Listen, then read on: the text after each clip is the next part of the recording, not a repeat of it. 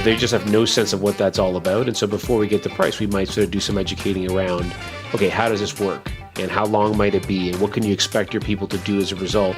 And so then once you've done that, then you can sort of get the price, because they're not even, forget even price, they just don't even know what it is almost. But that's because we've strategically felt like bringing up the price too early just doesn't make sense.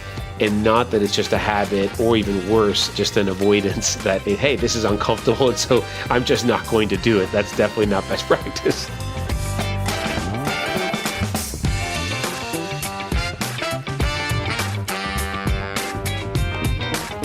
Hi, friends. Welcome to the Sales Enablement Podcast. I'm your host, Andy Paul. That was Andres Lares. Andres is the CEO at the Shapiro Negotiation Institute, and he's the author of a new book titled Persuade, the 4-step process to influence people and decisions. And in our conversation today, we're talking about, persuasion and influence. We dig into the topic of what the differences are between persuasion and influence, and why this is important in how you sell. And then we dive into the steps that Andres lays out in his book about how to build influence, how to build credibility, engage emotions, demonstrate logic, and facilitate actions. We talk about the correlation he sees in these 4 steps with Maslow's hierarchy of needs, which is a really interesting perspective to have on negotiations. And then he also shares his formulas for building credibility and trust. And we get into sort of the chicken and egg discussion about which comes first, credibility or trust. So we get into this and much, much more. But before we get to Andres, I want to remind you to subscribe to this podcast wherever you listen to it. And if you subscribe, we'd certainly appreciate it if you could also leave us a review, give us your feedback about how we're doing. We'd really appreciate that. All right, let's jump into it. Andres, welcome to the show. Thank you very much for having me, Andy. It's a pleasure to have you. So you're joining us from where? Currently actually in Toronto, but home base is Baltimore. Yeah. Baltimore. Okay. So I guess the border just opened up, didn't it? Well, you know what? So I'm a Canadian, so the border has technically always been open. Not easy to cross, but has always been open. Okay, got it. Well, tell us a little bit about you and the work that you do. Yeah, so the Shapiro Negotiations Institute is a global sales negotiation influence training firm. So I've been around for 26 years now, and 26 years of classroom training and about 12-ish years of doing online. Mm-hmm. So I guess if there was a bright spot to COVID, which I'm not sure there is one, so if we're really trying to think glasses half full here, it was the fact that we've been training online for a good chunk of time, and actually probably trying to convince in some cases some of our clients that they should do their training online because maybe they were it was globally spread out or whatever reason, and they didn't really listen. And now we're getting, over the last 2 years, a lot of the why didn't you tell me to do this? And as much as I want to scream back, we have been telling you to do this for a decade. It's the result that matters. So I'm thinking, okay, great, and pretty happy with where that part is. Yeah. Well, it has to be their idea, right? Yeah, that's the name of the game. That is the name of the game, right? So, so sales negotiation training. So, yeah, that's sort of an interesting thing because I'm one of these people that says I don't think sellers should negotiate. I always think I come from a background of selling large, complex deals, and I was perfectly content to hand off the negotiations to contract negotiators. Though I really effectively was negotiating through how I sold. So I'm just sort of interested in your perspective about that. And so I think certainly some overlap in the fact that when a lot of people think of negotiating, they think of that last little bit when they're almost like, okay, now I bring up price, we go back and forth a little and the deal gets done. And if you're doing that, then first of all, you shouldn't be negotiating, and by then it's too late, right? So I think the broader sort of, there's really a fine line between negotiating and selling, because really negotiating is about building up the value all the way through, so that essentially if you've done a really good job, to your point, from as far as like discounting, you're not doing that because you've built so much value along the way, built so much credibility, built the rapport, done all these things that then allow you, when you say the price, it's almost a deal to the other side, right? There's so much value there that there really isn't a need to push back. And so you're almost overcoming the objections before they come up in the first place. Yeah, well, I always like to lead with price. I mean, early in my career, I worked for a boss who's a hugely successful individual whose theory was, quote early, quote often. because you use quotes as a way to qualify and do discovery, right? It's a trigger to a conversation. And we do. We believe in that. As Yeah. a company, actually, internally, we believe in that. There are some clients that we advise that too, but it's exactly for that reason that it depends where you are, right? If you're the low cost provider or you're the most expensive, in those two probably spectrums, you want to do it because low cost, you want to really feature the fact that you're low cost. And if you are the most expensive, you do want to qualify. But I think in the middle ground, that might be the only times where maybe can you build some of that rapport and value so that when you do share the price, then you've almost at least, you've created enough sort of willingness to continue the process where you might have maybe scared some people off early on. So that's one of the ways of thought. But yeah, we certainly feel very much like you did, I think, it sounds like. Yeah. I mean, I have never understood why you hide from price. I mean, it's first of all, in my mind, and just logically, is you can't talk about, value is relative, is always going to be relative to the price, right? In one dimension or another. And so you really can't have a value conversation without price being talked about. Well, and I think why that happens, I think from our experience, most of it is because salespeople are uncomfortable bringing it up. That's a big part of it, right? Right. But I would say, there's a difference between not bringing up price because you strategically think in a situation it's better to hold off or do it at a different time. But I'd say generally price is not brought up because there's an uncomfort to do so, and you sort of feel like that might screech it to a halt. And so then that begs a lot of questions on, well, if you're not convinced that you're worth that, how are you possibly going to convince your buyer that you're worth that, right? And so that's another can of worms there. Yeah, well, I think sellers think that I've got to tell them more about why we're good before I unveil price, because otherwise, they have no context for it, and it's. Yeah, not really. I mean, there's never going to be the ideal moment. Start with that. I mean, I thought that was a genius move on my boss's part, and have done that often. It's like, let's have that conversation up front, and then we sort of set a goal and we work toward it. Yeah, I think so. Very much so. I think the only exceptions, I think, for us, so sometimes when we're teaching clients, for example, when education is a big part of the sale. So There are times where it's almost like you're still doing price early on in the pitch portion, but almost before you even get to that, you're really educating because, for example, in our case, right, if a client has never done any soft skills training externally ever in their life, then, they just have no sense of what that's all about. And so before we get to price, we might sort of do some educating around, okay, how does this work? And how long might it be? And what can you expect your people to do as a result? And so then once you've done that, then you can sort of get to price because they're not even, forget even price. They just don't even know, what it is almost. But, and like I said, to me, it's really about, but that's because we've strategically felt like bringing up the price too early just doesn't make sense. And not that it's just a habit or even worse, just an avoidance that, hey, this is uncomfortable. And so I'm just not going to do it. That's definitely not best practice. But I also think that increasingly, given sort of the way that B2C behaviors are migrating into B2B selling, that people expect to see price, right? Good point. Transparency. I expect to see it on a website and know before I even call you. Yeah. Yeah, and if you make me click a button to talk to a salesperson to get a price, I'm going to be pissed off. Yeah. I mean, that's not a good first impression you want to make. So I think this idea of transparency there's more expectation around it. And so I think you sort of diffuse it as an issue because, if you're trying to justify a price in advance of revealing the price, I think that's a much more difficult task than justifying the price after you've set the target of what the price is. And actually, one word that you said that I think really got me is the justifying, because I do think that if you say it up front, there's no justification. It is what it is. And so rather than if you are building up to say it, the other side feels that build up.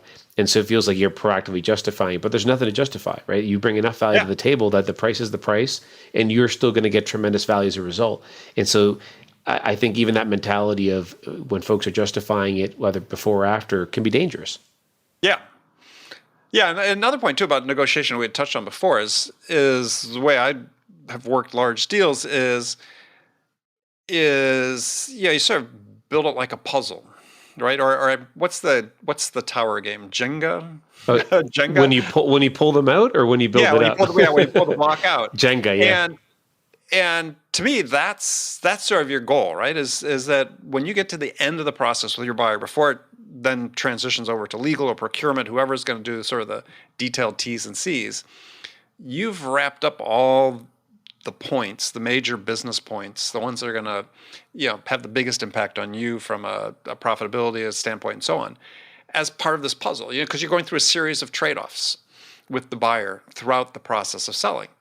And the end result is, well, if procurement says, well, we're just going to pull this block out here, it's like, oh, well, if you do that, it's going to change this dimension. Deliverables will change, time frame will change. This is what your people have already agreed to. So you've got this package that you deliver that is almost impermeable, the key business points, by procurement or by legal, because if they pull one out, it all falls down.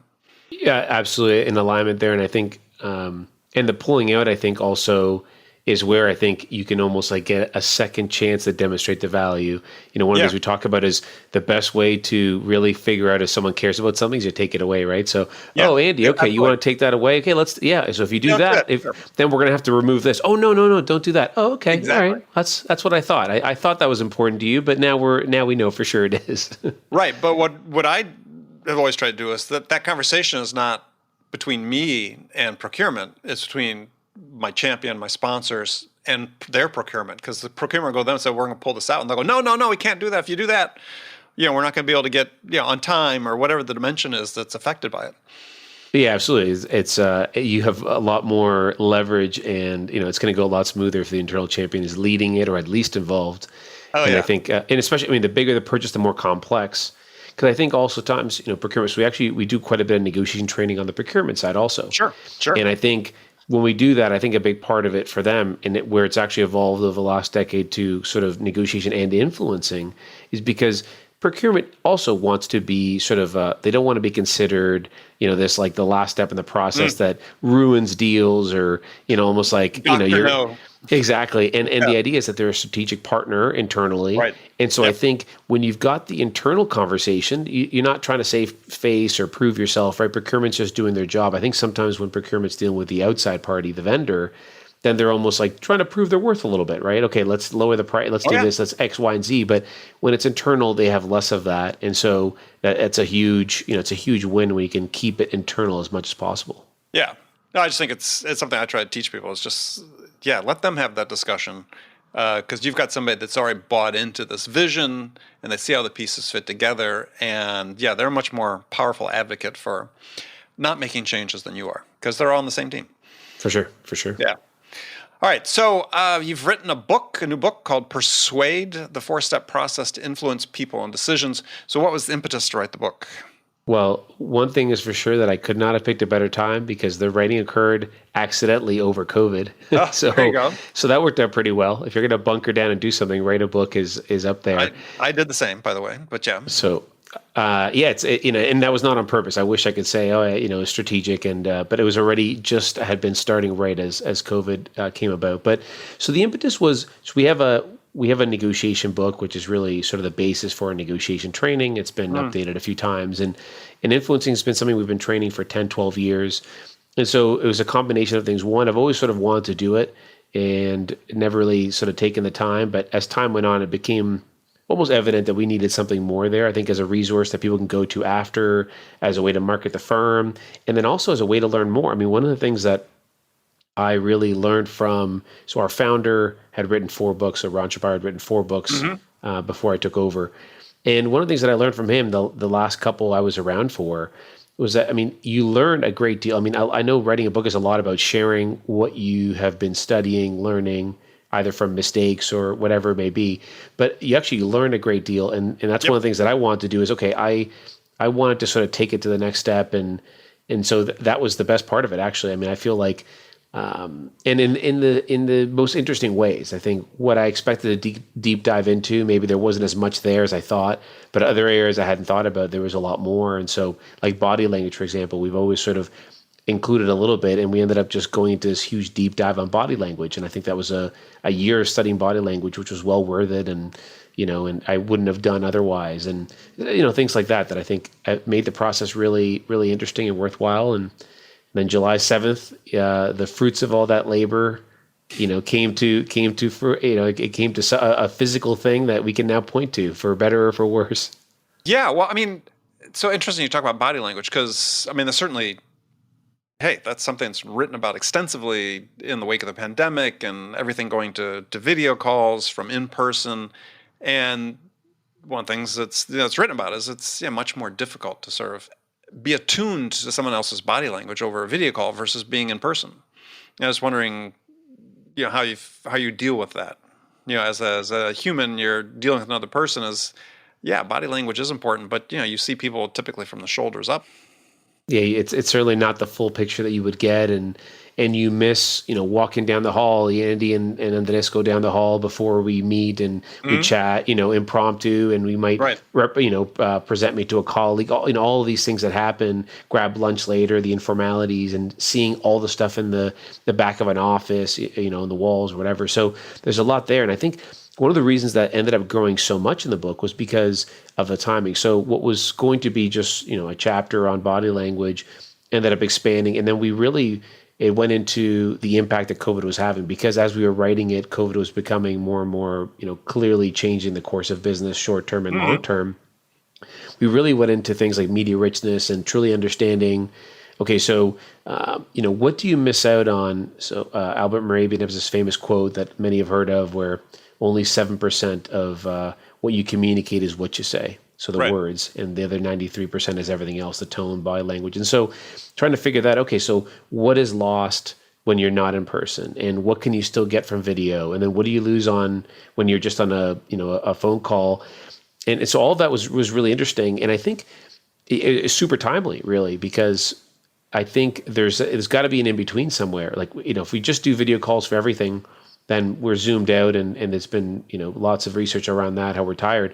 But at the same time, if we just totally avoid it, we don't see anyone in person or even do video, then we're missing a richness. We're missing a tool to develop relationships. And one of the things that I like, for example, right now, you and I are recording a podcast that's only on audio only, but we're on video, and it changes the feel of this, at least for you and I, and hopefully that makes it a better product for the listener. So I think it's a perfect example of something that's subtle, but clearly makes a difference, in my opinion.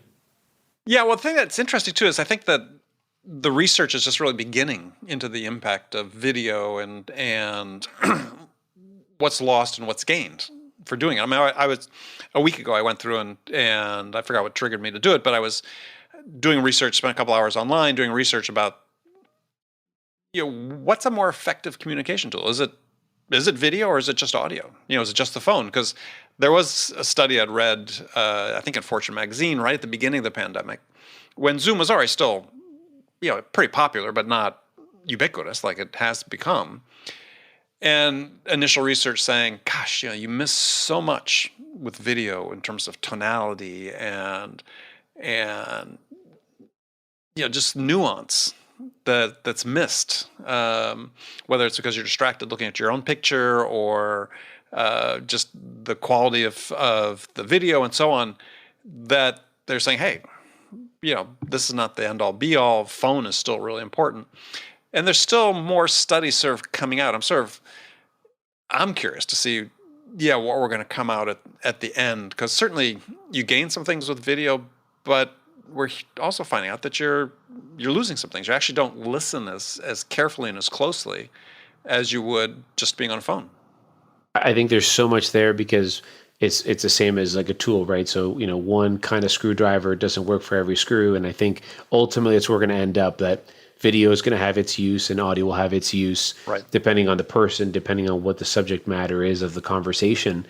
But and because there really are so many plus minuses, and I think the other factor will be technology will improve. So even over the course of the last 18 months, so Zoom had its security concerns as one of the big knocks, but the other was the quality of the video. There's certainly some other ones that have better quality. Right. So as the quality of the video gets better, as the quality of the audio gets better. But it's interesting, right? If you think about, like, just as a common example, so when we do training and you look at in the classroom, what are the chances that over the course of a 2-day negotiation training, someone would open up their laptop and just start working for 3 hours of an 8-hour day? And the chances were, over the course of 26 years, when I asked my facilitators, they said it's never happened. Now, someone had to step up for a call, of course, but so that's basically never happened. Now, what's the likelihood that someone just tries to plug away at work for an entire 90-minute session we might run? And early on in the pandemic, it was actually quite high.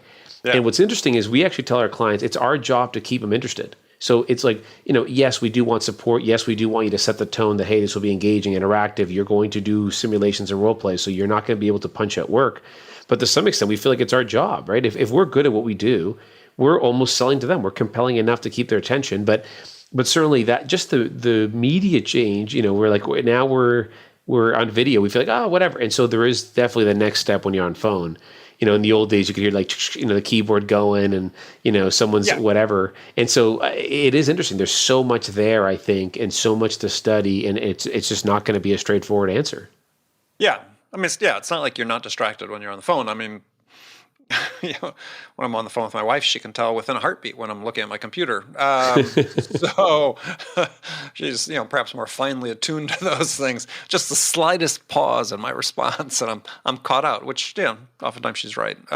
So, yeah, I mean, I hope there will be a renaissance of the phone, because I tell people I did my first video sales call in 1989. So. Yeah, I've been doing it for a long time. Part of it is because I was in the satellite business and we use satellite communications for it. But I do think people listen better on the phone. They hear better on the phone. As a result, listen better. And I think people have to be more sensitive to your point earlier about being more multi-channel in the way they communicate. I mean, right now we talk about omni-channel, but the phone sort of seems to get overlooked. And I think there's a real place for it.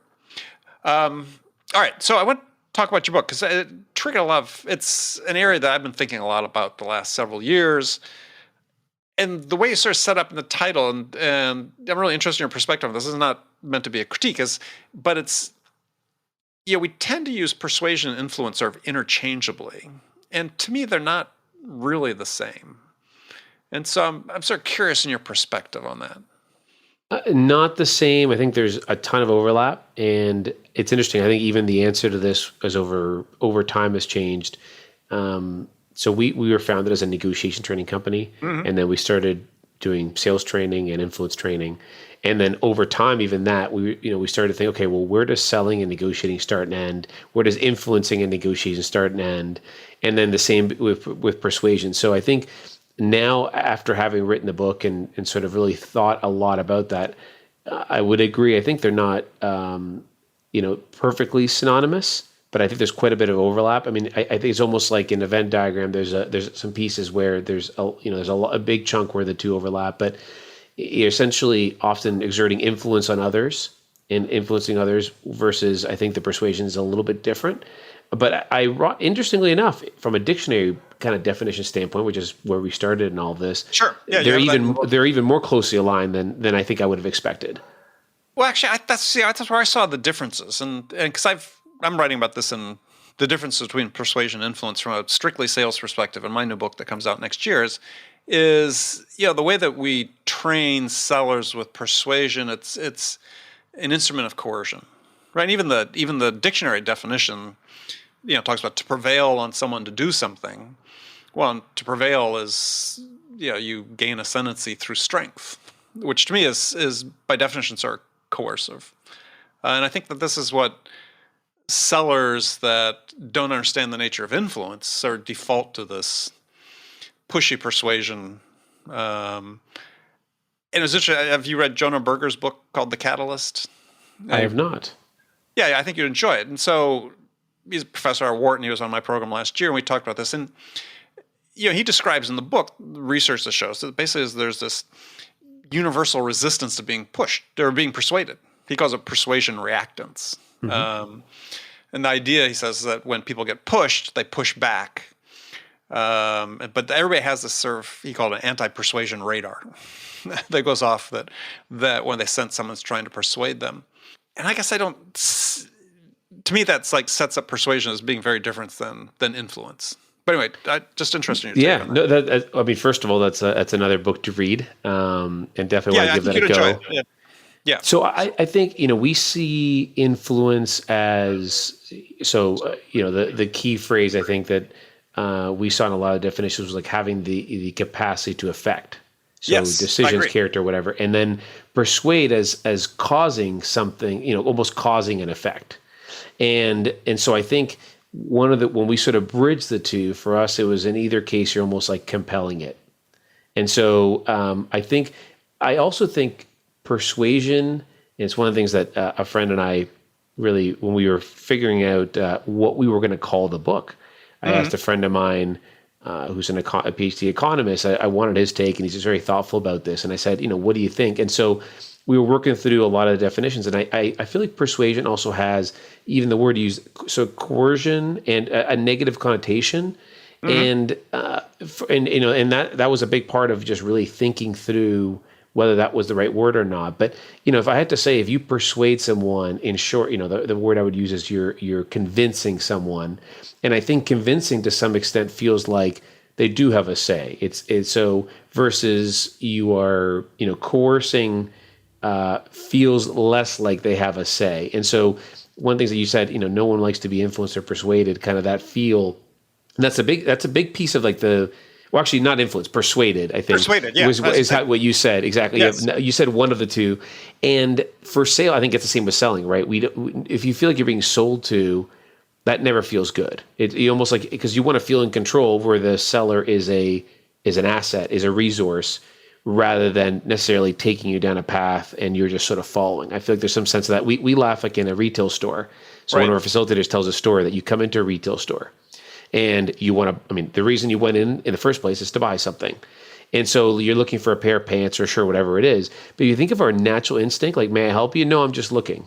That's the natural instinct, when in fact you are in that retail store because you do want to buy something. Yeah, otherwise you buy it online. Exactly. You think of that logic. It's like, so wait, you've come in. It's like, no, if I told you what I was looking for, then you'd help me find it. And if you help me find it, then I'd get in and out and be able to achieve my objective faster. But no, I'd rather sort of protect myself and say, I'm just looking. It is an interesting, that's a human instinct. And so, yeah, that's, I think, what Berger is writing about, is that, this is this universal reactance or resistance to being persuaded. Yeah. My issue, and the reason I've written about in my book, is because I think in the hands of the way most sellers are trained is they think this is their job, to go out and convince someone to buy their product, versus, hey, I'm trying to help them achieve a certain outcome that's not necessarily defined at the beginning, right? In the hands, persuasion in the hand of most sellers is, well, there's a predefined outcome here, which is you're going to buy my product, as opposed to, I know you've got choices to make about understanding what your product is and the choices and alternatives you have for solving this problem. And I see my job as influencing the choices and trade-offs you make, which result in you making a decision ultimately to purchase our product. And I think this is this dichotomy of the mindsets that really exist in the minds of most sellers, and exist in the form of most sales training that's out there. This is, if you ask sellers what their job is, well, my job is to go persuade somebody to buy my product. And it's like, well, no, that's not your job. To me, that's not your job. To me, your job as a seller is to listen, to understand what's the most important thing to the buyer, and then help them get that. That's your job. I think that goes back to something you said earlier around the B2C kind of mentality moving its way to B2B. And I think the folks that do, the one version of what you just said, I think over time will just not perform as well, because you don't even, I don't even need to get that information from Andy. I can just get it from the website. And so you're not going to be able to persuade me to buy whatever it is of your product or services, because I've already educated myself enough before I even talk to you. And so I do think there's going to be, just a weeding out of that mentality to some extent. It'll take time, but, and I think then you get into the more thoughtful sales, which is really about thought leadership and being a resource, because the reality is, if you're going to be in the game long enough, you understand that the biggest, there are, we know some really successful salespeople we've trained or worked with or partnered with where they have said, you know what, Andy, I think in this situation, I'm really not the best fit for you. And if you think of the way you can get the most credibility with someone, I can't think of a better way to authentically, genuinely say, look, in this situation, this is not a right fit. I actually recommend you do A, B, and C. That's, with a different group. That person, if that works out, and especially if you've made the right recommendation, there's just no better way to build credibility. And we've actually done that a few times before, and it's unbelievable. We actually continue to get referrals from a bunch of those clients have become clients later. We actually get referrals from a couple of people who we've actually never worked with, Right. but we've made recommendations outside of it that have worked well. And it's a funny thing to think that someone's actually acted as a referral, as a recommendation, excuse me, even, and been a referral when they actually haven't bought our service technically. Well, yeah, but I mean, the thing is, what you became a source of influence to them because you built this level of trust through your transparency, and transparency, as you know, is very critical for building trust. But it's again back to sort of this persuasion ethic that exists. I like to call persuasion sort of a hammer in the hands of most sellers. That's sort of the opposite approach, right? And it's very effective. I mean, this is unfortunately we sort of go through this cycle like every month, and sellers may start the conversation with the buyers, hey, I'm here to help, but then they get to the end of the month and the last 2 days of the month, and suddenly the discounts start coming in, and I'm not really here to help. I'm here to get an order. I feel like I see it more and more and more, but there's a lot, especially when you get sales training. So I feel like right after sales training, this is at its peak. If you were to sort of chart it, that there's this tendency to sell through the sales process. Like, okay, first I vetted Andy, and now I'm going to do the next step in the process, and just not enough kind of awareness around the buying process. To some extent, the sales process is really meaningless, right? I mean, the sales process is to guide you and give you tools and skills, but really it's the buying process you should be selling to, right? It's where is Andy now? And, what does he need? And, and it's just interesting that we certainly chart that right after. Okay, so I was supposed to, now the next step is negotiating. Well, it's not like, you don't do this, this, this, and this, and this. And I've heard actually on this show many times before, you talk about sort of the good and the bad of sales automation. Well, I mean, sales automation has a lot of good, but that personal relationship piece of it, where you adjust your solution, you do a deep discovery, all these factors, you can't automate that. And so that's what's left. That's the piece that then becomes the most valuable in the sales sort of process. Yeah. Well, and also I think absolutely. I mean, a lot of great perspective in there. And I would add to that is something going back to what you talked about when people going into the retail stores, is that I believe that when buyers talk to you and are open up to talk to you, it's because they need to, not because they want to. And if your perspective is, oh, they talk to me, so I like persuade them to buy my product, it's like, no. They've already looked at your website, right? That's been persuaded enough. They've got deeper questions, deeper concerns, deeper things they need to understand that they don't currently understand. And when we have this, to the point you talked about, so the seller gets turned loose and they're following this linear stage-based process that's been unchanged virtually for 100 plus years. Instead of selling, as you said, to the buyer's journey. And this I just still drives me nuts. It's like, why is there two processes? Or why are there two processes? There should be just one process. It's a buy-sell process. And if you're a seller and your manager's trying to say, well, where does the buyer stand? They always define it by your sales process versus where the buyer is in their process.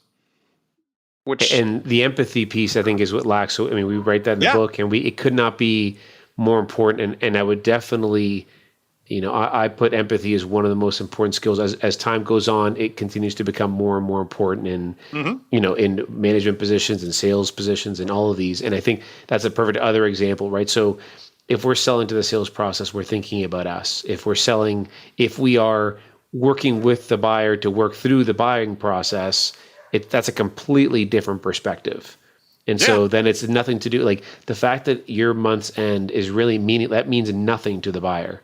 And so the concept that would change the way you behave, if you think about it in that perspective, is crazy, right? Like you're selling to the buyer. So I don't care that Andy's got, to close a couple deals before the end of October or the end of the year, or the end of the quarter. And so, I think empathy for us is something that really has over time become so much more important, and is a critical skill for any business developer for sure.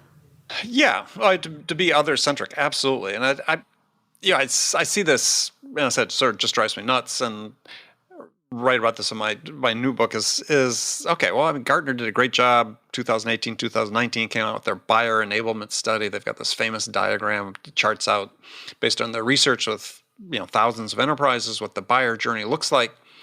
And it's not this linear process. They call it the spaghetti diagram because it's hugely complex flow chart that starts and stops and starts over again and so on. And I haven't met a single sales leader that has modified their selling process in reaction to that chart. And I think probably, fear is probably, we're all so comfortable with what we do. And I think I hear this analogy all the time. So we work in sports sometimes. And so a bunch of our clients are GMs and that sort of thing. And so you hear that just like an NFL coach, for example, if you do what's always been done and it doesn't work is one thing, but if you do something new and it doesn't work, you're going to get fired. And I think sales leaders, that's, it's like, which is a comical thing because really, that should have no bearing, but the risk factor goes up so much because it's just harder to explain where, hey, look, the reality is we're not going to implement a sales process. We're actually going to move to a buying process and it's complex. And so it's going to take time to implement. Well, how many people, how many presidents that are overlooking or directors of training, that's not it's difficult to even absorb and act on. And it's a scary thing to go through. And so I think that's probably one of the reasons it's not, it's almost not worth it, if you will. No, I think you nailed it, right? I mean, I think that the tech industry today, the SaaS business is wedded to a sales process that is useful for companies who are rapidly scaling, but is built on the back of ultimately poor sales performance. You're just doing a lot of it. And it, they can't break the habit because, I can't fix the wings while the airplane's in flight.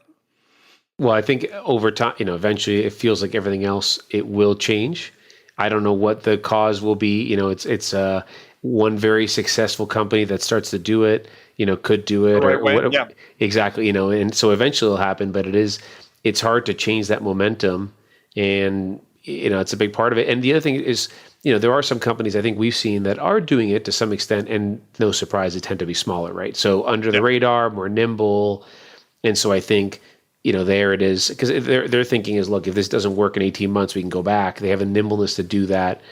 And I think there's buy-in from the entire executive team and things like that versus try moving, Fortune 5000 sales process or changing the way they do that. And not only will leadership, but think about how many salespeople you have to convert. I mean, that's the other thing too, that salespeople, like anyone else, it's certainly not a knock on them, like all of us. Naturally, we don't like to change. And, it's no surprise. We come in a lot of times and we've got, I've been doing this for 25 years. If I get one thing out of this training, I feel good about it. And so I'm thinking, well, like that mentality is a little concerning to come into in the first place, because we've been doing this for 26 years and we're still in business, which means our clients are getting something out of it. And so if you've got the mentality coming in, okay, and we're not afraid of a challenge, but it's like, well, look, if you don't think anything has changed in sales in 26 years, I'm a little concerned. I think this goes beyond the scope of our agreement to work with the organization because a lot has changed. And so actually COVID, what I will say, COVID has helped a lot there because there's a willingness. People can almost save face with like that kind of person who would say, look, I've been doing this for many years, but I would be open to some tips of how I can sell remotely or online. And it's been the best thing that ever happened because even if it's got nothing to do with selling remotely or online, they can feel comfortable under their own skin, in their own skin, sort of with like, and it has actually, honestly, we've had more impact probably in the last 2 years than ever because that you always had that percentage that really wanted it, that percentage that were like medium, and then that percentage that was naysayers. And those naysayers are much more willing and open now just because, they can sort of excuse it easier for themselves too. And again, it's not a knock on sales, it's not on sales and business developers. It's it's just natural. No, but you're right. It gives them a context to make the excuse to change. Absolutely. That gives themselves emotional cover, psychological cover. It's a great point. I hadn't really thought about that because I was just laughing what you're talking about because, anybody who's done any sort of training or speaking, we all know, the older guy sitting in the front row with his arms crossed the whole time and thinking, you can just tell them the expression on their face is, they're just saying, I don't need this. I don't need this. I don't need this. And to your point, there's people that refuse to think that the world has changed. And it's changed I try to think of the number of, without dating myself unnecessarily, the number of substantial changes in the sales world just in the course of my career. Um, Overnight delivery got started the year before I started selling, right? And that was a huge shift, right? Suddenly we could get documents to customers really quickly across the country. That had huge impact on the pace of selling. And then, you go to, voicemail. People talk about voicemail. Everybody assumes voicemail's been around forever. It hasn't been. Voicemail was transformative. Just think of these things that have fundamentally changed the way we sell. Email, internet, on and on and on. I think there's a quote that our founder used to always say. It's what you learn after you know it all that really counts. It's a Harry Truman quote. Yep. And, I love that because I think that's like sometimes we could use that to sort of disarm somebody. And I will say, though, that there's nothing more satisfying than when you can get that person in the front row you sort of, mentioned that I think many of us can relate to when you convert them. I mean, that's like, even though it should be no more satisfying because you're trying to move the needle for every person in the room. When you've won them over, I feel like that's when it's truly satisfying that either you did it because of the way you did it or because you provided some really valuable and impactful piece of advice or whatever it is. There's just no better feeling. So. Well, but I think you really bring up such a great point I hadn't really thought enough about is yes, we know everything's changing as a result of and has changed as a result of the pandemic. We know things will be different on the backside of it. It's different already. More hybrid work. Even that, I'm sure, will continue to evolve, become more established in the workplace. But I hadn't really thought about it as like, this is an event that gives people the psychological cover to admit that they could learn something and learn something new and start a new chapter in their own career. And I think it goes hand in hand also with, there's a lot of talk of the Great Resignation and people just changing the way they perceive work. And so I think all those are factors that I think like continuous learning, it makes it easier, right? If you're changing jobs and you want to change careers or you're going from an employee to a freelancer, all of these things give you additional excuses to sort of like, okay, I want to learn more about this, figure this out, try this. And I think the mentality of that is getting easier to do that. Now, I don't know that the first people, the Great Resignation, my guess is based on what I've read, is probably not necessarily a ton of those folks that are more senior because, the more you've done something, the less likely you are to sort of just pull the Band-Aid and change. But I think they are certainly being affected and just seeing all this change around them. And so it's one, again, so now I feel good about this conversation because now there's two things. So the fact that we were already doing online training for a long time before COVID, but now there's two, now it opens people up to try new things and be willing to change the way they do things. So, that's now the second perk and benefit of COVID. So I guess, I agree. And this sort I'm with my new book, I'm sort of counting on as well is I believe there's a set of sort of the stereotypical sales behaviors that are still sort of the dominant behaviors that a majority of sellers use that we know are unproductive, that have no value for the buyer and have no value for the seller. Is that perhaps this is a moment in time to say, let's just stop those, right? Let's just stop. They don't help and they're hurting.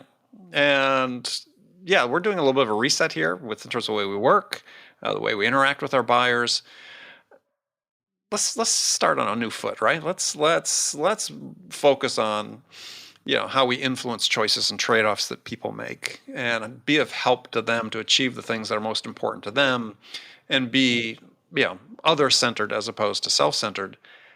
And it feels like, part of the reason people are changing is a lot of times just even some studies show. So the churn in sales is, people don't want to work that way anymore.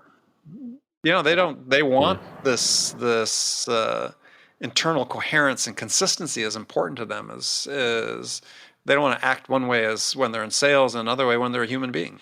And hopefully those two will converge then. I think if acting the way that you're talking about and that becoming the way you do business, will mean it's more satisfying. And like you said, it's almost like you don't turn it on and off. You don't turn on your professional sales hat and then kind of go back home and, take that off. And I think that'll be more satisfying too, because I think you truly believe in what you're selling, that you create genuine relationships, and that changes. And I think it's no surprise. I think it's the chicken or the egg, right? But I think the most successful salespeople have been doing that. And it's both because they've been doing that, they've been more successful, but also, the vice versa too. I think they've also been more satisfied, and so want to continue doing it. I think there's a lot there. Yeah. No, I think there is. I mean, to your point about, a moment for change, I think sellers are going to embrace this moment. We're seeing some indication of that, still beginning edges of it. But, so much of the sales world is based around processes that are, managed by managers, managing from a position of fear. And so they index down on compliance to a process instead of letting people develop to become the best version of themselves. And they think they can sort of legislate the humanity out of what is fundamentally a human business. And I think that's going to come back. I hope so. I think, and I expect it to. It's just a matter of when. Yeah. No, I agree. All right. Well, Andres, so we've come to the end of our time, but thank you for joining me. Thank you. I hope you don't regret it.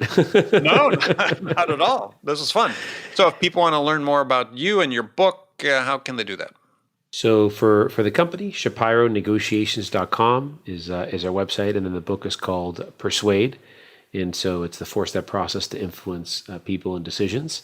And so in either case, but I hope people will reach out if they have any questions, and I hope that the book will be well received. It's nice now that it's been 3 months out. We've gotten some feedback, and good. And so, but yeah, certainly, and it's one of the reasons we connected. And I hope this is the first of many conversations, whether or not it's on the air or off air. Yeah, well, I look forward to it for sure. All right, well, thank you very much. Thanks, Andy. Okay, friends, that's it for this episode. First of all, I want to thank you for taking the time to listen. As always, I'm so grateful for your support of the show. And I want to thank my guest, Andres Lares, for sharing his insights with us today. If you enjoyed this episode, please subscribe to this podcast, Sales Enablement with Andy Paul, on iTunes, Spotify, or wherever you listen to podcasts. And as always, thank you so much for investing your time with me today. Until next time, I'm your host, Andy Paul. Good selling, everyone.